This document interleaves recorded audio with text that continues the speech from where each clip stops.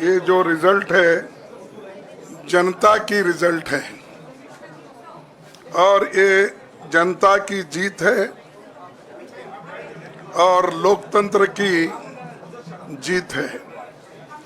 हम पहले से यही कह रहे थे कि ये लड़ाई हमारी मोदी वर्सेस जनता है, लोग हैं।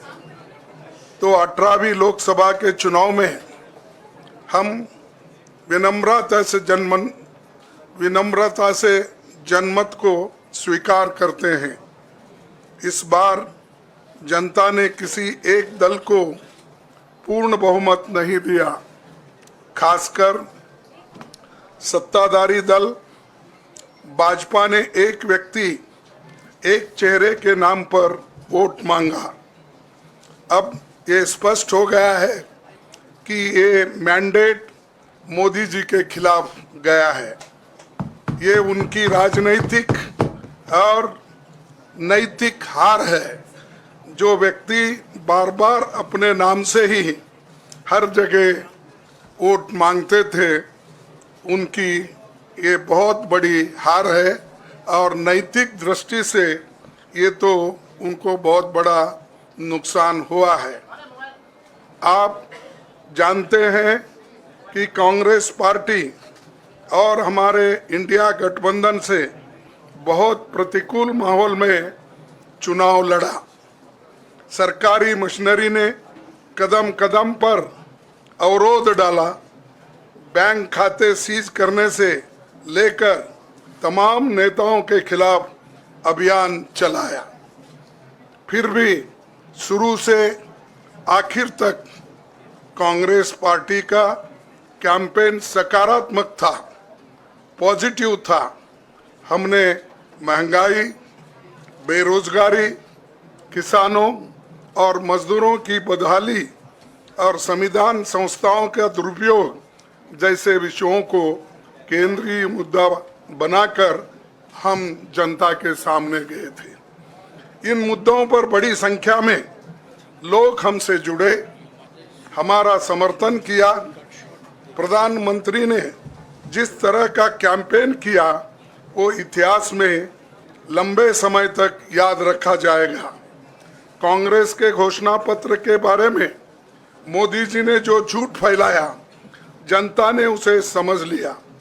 मैं इस मौके पर कहना चाहूँगा कि श्री राहुल गांधी जी की दोनों यात्राएं, भारत जोड़ो यात्रा और भारत जोड़ो न्याय यात्रा के दौरान लाखों करोड़ों लोगों को मिलना, लोगों की समस्याओं को सुनना और आगे चलकर उन समस्याओं का हल ढूंढना हमारे कैंपेन का आधार बना। हमने इसी को 5 न्याय और 25 गारंटी का नाम दिया और इसी के आधार पर हमने गारंटी कार्ड बनाया। हमारे कार्यकर्ता उसे लेकर घर घर पहुंचे और लोगों को संपर्क करें। इसके अलावा जो एक महत्वपूर्ण बात है वो भाजपा नेतृत्व की अहंकार की वजह से हुई। उन्होंने धीरे धीरे सारे संवैधानिक संस्थाओं के ऊपर गैर कानूनी तरीके से कब्जा करने की कोशिश की। फिर इनका उपयोग विरोधी दल के खिलाफ करने लगे। जो दब गया उसे दबा के अपने तरफ लिया, जो नहीं दबे उसकी पार्टी को तोड़ दिया, नहीं तो फिर जेल में डाल दिया। लोगों को ये विश्वास हो गया था कि मोदी जी को एक मौका और मिला तो अगला हमला संविधान पर सीधा होगा और लोकतंत्र पर होगा। इसीलिए लोगों को इसके प्रमाण नए संसद सत्र के साथ ही दिखेंगे। खुशी इस बात की है कि भाजपा इस षड्यंत्र में अब सफल नहीं हो पाएगी। मैं इस अवसर पर सीपीपी चेयरपर्सन श्रीमती सोनिया गांधी जी, हमारे लोकप्रिय नेता राहुल गांधी जी, प्रियंका गांधी जी का विशेष मैं धन्यवाद करना चाहता हूं। और इन्होंने दिन रात बराबरी से पूरे देश में कैंपेन किया और हमें एक मजबूत स्थिति में पहुंचाने के लिए भारी मदद इन्होंने की।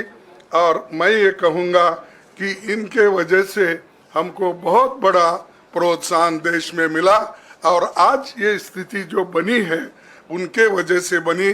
और हमारे करोड़ों कार्यकर्ता जो है देश में, उन्होंने भी हमारा साथ दिया, इसीलिए मैं बहुत बहुत उनको धन्यवाद देता हूं।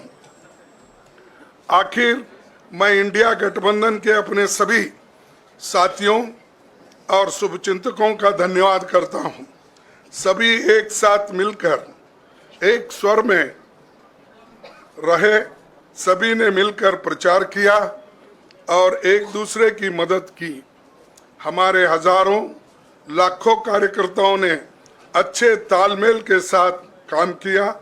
आप सभी का धन्यवाद। अभी हमारी लड़ाई अंजाम तक नहीं पहुंची है। हम सबको आने वाले दिनों में इसी तरह लोगों के अधिकारों के लिए, संविधान की रक्षा के लिए, लोकतंत्र के बचाव के लिए, देश की तरक्की के लिए, सीमाओं पर सुरक्षा के लिए लड़ते रहना चाहेंगे। हमें सुनिश्चित करना होगा कि संसद सुचारू रूप से चले, विपक्ष के मुद्दों को प्राथमिकता मिले, संसद में उन पर बहस हो। आने वाले दिन महत्वपूर्ण होंगे। हम आपसे बात करेंगे जब कभी भी मौका मिले। आप सभी को मेरा धन्यवाद। और आपका साथ भी हमको रहा और हमने चुनाव में भी जहाँ जहाँ हमको जितना हो सकता है वो साथ आपने दिया, इसलिए आप सभी को भी मैं धन्यवाद करता हूँ और सभी को नमस्कार। আমাদের ভিডিও ভালো লাগলে লাইক এবং শেয়ার করুন। কমেন্ট সেকশনে গিয়ে জানান আপনাদের মতামত। আরও ভিডিও পেতে আমাদের চ্যানেল সাবস্ক্রাইব করুন এবং প্রতি মুহূর্তে খবরের আপডেট পেতে প্রেস করুন বেল আইকন।